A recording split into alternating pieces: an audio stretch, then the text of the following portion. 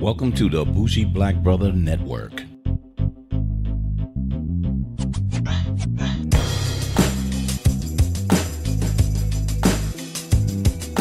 Good afternoon and welcome to Fade to Black Cinema. I'm Michael, your Bougie Black Brother, and today we're going into movie/TV series, and the TV series is Tom Clancy's Jack Ryan. That's on Amazon Prime. So I was lucky to have Prime to be able to see this series. So what I did was go back to the movie series because Tom Clancy had at least 5 other movies that was produced by his character that he wrote the books with. So Tom Clancy did a whole different type of books, different kind of movies, a lot of different things that he did. That produced all types of shows and movies and video games. So he's done so much different things. I went back and I started looking at the previous series of the Tom Clancy Jack Ryan movies. And if you didn't know, the first one that actually came about was The Hunt for Red October with Sean Connery and Alec Baldwin, which I always thought was amazing. I actually brought that a long time ago on Laserdisc. So you know how long ago that was. And it was just amazing with the tension and everything was in it. Alec Baldwin was great on there. Sean Connery was great as the Russian general or admiral. It was just fantastic, but it didn't build onto anything. I didn't think that would be something that would be a continued series, but I thought it was pretty cool. But then it started back with the new character, which changed to Harrison Ford. So when you look at Harrison Ford, and he came about with Clear and Present Danger. That was the next one. And I didn't like that one. Or the Patriot Games. Those were the 2 that he was on. And that character was an older gentleman. And he was married and he had kids and yada, yada, yada. They actually like Harrison Ford in that character. I'm not a big Harrison Ford fan. Unless he was in Star Wars or different little dramatic roles, but him as an action character, no, he did pretty well in Indiana Jones. Let me take that back. But not a great actor for me. That I thought was a good action character. So the Clear and Present Danger, it was okay. You know, went to South America, based on the cartel that was down there, and had James Earl Jones on there as James Greer, his black partner, so he always had black partners that showed up in there, which was kind of interesting. Morgan Freeman was one of them, and so on and so forth. So kind of different. And then you have the next one, which came about, was Ben Affleck with Morgan Freeman, was The Sum of All Fears. Now that one was interesting because it was about a dirty bomb blowing up. And the climax and tension, if it really would happen, was really amazing. I think Ben Affleck played an average character. He didn't really play that amazing, but they loved his look, so they changed him up. So after Harrison Ford, then they turned around and then they grabbed Ben Affleck. But that was around the 9/11, and with a bomb blowing up in a movie, people was really, really uncomfortable with that. So, that was kind of weird. And then the last full-length movie was the Jack Ryan Shadow Recruit. Concept was good. Russian operatives trying to, do something in the United States with the stock market and all the stuff in that matter. But it was interesting. But the acting was awful. Kevin Costner as the spy chief was awful. I don't like Chris Pines that much either. So sadly, there's a lot of characters that I just didn't like, and they put them as a starring role. But the concept of this one was a little better, but I didn't feel like this made me want to see it again. So it was really interesting when Amazon started pushing out the Jack Ryan actual TV show that they wanted the main character, John Krasinski, from The Office fame. And they had him on there. And Wendell Pierce as James Greer, his opposite. So I was like, okay, I guess I'll look at it. But I really didn't want to see it. And that was the thing. I didn't want to see it because I just had a bad taste on so much of the other movies that was out that how could they extend this into a series? So with that said, I liked it. I turned around and liked it because it was another origin story as well. Him, Jack Ryan or John Krasinski, being the actual Jack Ryan analyst. And seeing him in A Quiet Place, which he produced and did from there, I said, well, he can do some good physical roles. He really can do emotional, non-funny roles. So I said that would be interesting. And this dude is huge too. So he's big and tall. So he gives that ominous presence. So I was like, yeah, he'll probably be okay. So the writing on this was very interesting. And the directing, I think, was very well done. And one of the highlights in there, and I'm not sure if a lot of people focused on that, but they gave a lot of good attention to the Arab actors and actresses on it. So they gave them time to see what world that they live in. They made you see the world that they lived in and their perspective. That don't mean that they should be blowing people up, but they gave you a perspective of their life and what they lived and the things that they had to go to get to the point of hating so much of the Western civilization. And then on the other side, it showed you the politics and everything that undercover and CIA agents have to go through a little more intensely than you would normally see in the movies.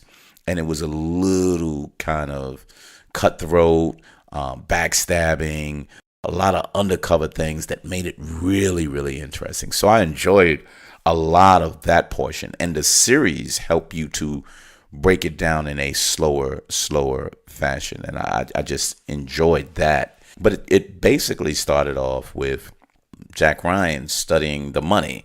There's a lot of money being put away and built up in these Middle Eastern banks, but it was doing it quickly and quietly. And he was actually looking at it based in like some Syrian and Lebanese accounts, but there was somebody that was doing it. And a lot of times when terrorists are building up a certain amount of money, they do it quickly and they do it in a dirty way. But since him is analyzing the data, he was able to say there's something wrong here. And not only is it wrong, it's building up so much money that it's going to be something big. And Suleiman, which is the one that they was chasing after, he was building and had relationships with a lot of the Arab people that was in the area, some people in Paris, some people all over the world, and he was building his connection. Now I can have a big explosive climax to let Americans know and what they did. So it was based on that. They put in the factor that his wife and his children was being exposed to this terrorist activity, and then finally she didn't like it and she wanted to get out. So they always kind of put something like that in to say, these women give in and then they want to be away from their husbands. And I think that was a stereotype that, American writers love to believe that the Arab women don't want to be in the situation that they're in and they'll do anything to get out of it. So they played that one up into that. But it wasn't as big of a highlight, but the acting on that was the young lady that played his wife, Honey. And she was great. She was very emotional. She was really strong. She did a lot of, she played a really great role up in there too. So that was another good aspect. But let me tell you the one thing that I just got a little uncomfortable with because I don't think it was really, really necessary. And it was a drone pilot. And it was a drone pilot that was shooting down alleged terrorists or alleged targets. and he found out that he killed the wrong person. So it was a returning story about him. He's in Nevada somewhere shooting people in Syria or in Iraq or any of those countries from that. And he found out he did that, and his guilt got him to a point that he wanted to do something to right the wrong. You know, he was given dollars each time there was a kill. They would give each other $1, and then he went to this casino. He bet it all on one or two single things. It was just he just kept winning, and then he met somebody, and then that was just a weird scenario that happened with a man and his wife, and it's one of those cockhold type deals. If you know what that is. And it was just really, really weird. But in the end, he wanted to rectify it. And so he went to the country where he mistakenly killed the actual, the wrong person, and sat with them and apologized and gave them money. And it shows the humanity with the actual Arab people to say, I don't know nothing about you. I don't know who you are, but I know you feel something about what happened to my family. So I'm going to bring you in as a human being. And it showed the humanity there, which that portion was good. I just don't think it matched the Jack Ryan storyline. And it was almost like filler, or they wanted to say, let's show something that we regret doing, and let's show somebody that will show regret. And I was like, was that really necessary? So, but I don't think it was. It was some filler time. It didn't kind of blend in with everything else, but it was an addition in there. But John Krasinski that was in here to play Jack Ryan, I think he did really well. I think he did better than I expected him to do. I think he has the physique, and am I saying that right? The body to be an action hero in a sense, but still having the look and the mindset of a nerd type analyst. So he played them both off correctly. One of the things that they did, they went back and forth with his flashbacks of being a Marine and how he got injured because he had a nagging injury from a helicopter crash that he was in. And it was just really odd that the way they did it, because back in the other Jack Ryan movies, it was just a missile that hit him, and then it crashed, and he had a spine injury, and so on and so forth. So they did it in different ways, but it made it interesting as well. And I focused on the two characters. Wendell Pierce, who played James Greer, he just played an amazing. He is who he is, but he's so, his presence is so great to me and natural. He don't want to be anybody other than who he is. And when he did that, it just turned out to be so awesome. So them playing off each other, the guy who's self-righteous and says everything has to be right, and this guy who's been in what they call the shit for so long knows that a good guy can never be good for long when they doing this kind of business. And he went through dealing with a lot of these different type of crooks or different type of people. I don't want to say crooks, but they did business different in the Arab countries. And Jack Ryan or John Krasinski his character was not comfortable with that. And Wendell Pierce was telling him, hey, look, this is the way it is. And if you don't calm your ass down, you're going to wind up getting killed and getting me killed too. So it was like such a great dynamic with them. I really enjoyed them. And those two characters just stood out. And the guy who plays Suleiman, his name is Ali Suleiman. So he got the same name, right? But he played a really, really great, imposing character, but with a calm, presence that was there. So he really played really well. And a lot of characters that was on there was very good. You see them on movies here and there, but he played a great standout there too. So I really enjoyed his character. But this series was only 8 episodes, so it made you want more. So I think they did a good job of trying to get you used to the history of Jack Ryan, get you used to what's going on in the world, and as they extend it on, got the Arab countries, and then it ended, which I really liked, that James Greer was being transferred to Russia, and he was like, hook me up, here's a plane ticket when you get tired of what's going on right there. So we know the next one would be, a lot of probably the espionage that goes on with Russia, which will be fantastic to see how that's written. So overall, a very, very good series.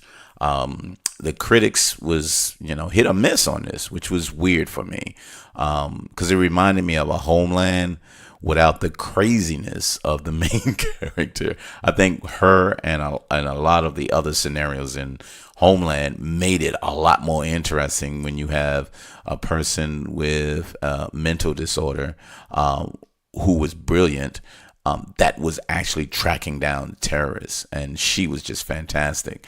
Where here, he was good, but the surrounding characters really supported him well.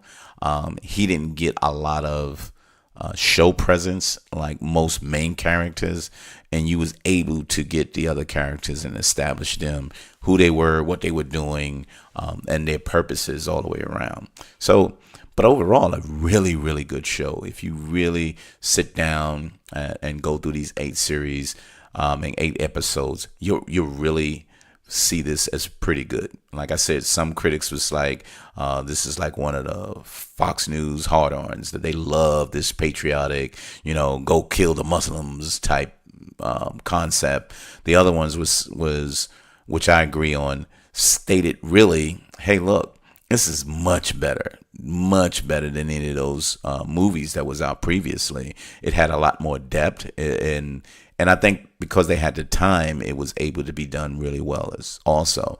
But it just, to me, was a lot better. And other people was kind of like in between, be like, yeah, it could have been better than what I've seen before, but it could have been better. And not one of the high level espionage type shows. And I don't think it was that high. I just think it was good enough and made it good enough that you would want to see more of it. And so to me, I do want to see more of it. So that's it. Tom Clancy's Jack Ryan on Amazon Prime, if you have that, or if not, you're going to wait a while. It'll probably show up on Hulu or Netflix. But a good show. This is the first season, so check it out there. This is Fade to Black Cinema, and you can get us on every podcast download, or if you're sitting up in YouTube, go to Bougie Black Brother Network under Urban Lifestyle Cafe. It's still listed under there. I didn't change the name there, but you'll see that as one of the most current ones from that. But check it out. It's a decent series. It's a really good series, and I look forward to the next season. So check us out. If you got any comments, hit me up on Bougie Black Bro, BRO, Bougie, BOUGIE, BLACKBRO on Instagram and Twitter. And give me your comments on it. And then even if you didn't like it, or get me to pronounce things properly, because I get that a lot, and I'm okay with it. I'm not perfect. I just try to be. But I'll try my best. And I wanted to just get this showing because I just thought it was a pretty amazing show. So, thank you very much, and we'll see you next time. And Alicia should be back from her tour in Ireland, and we should be back with, I believe, Venom. So you see, Venom will be good from that. So, thank you very much, and we'll see you next time on Fade to Black Cinema. Peace.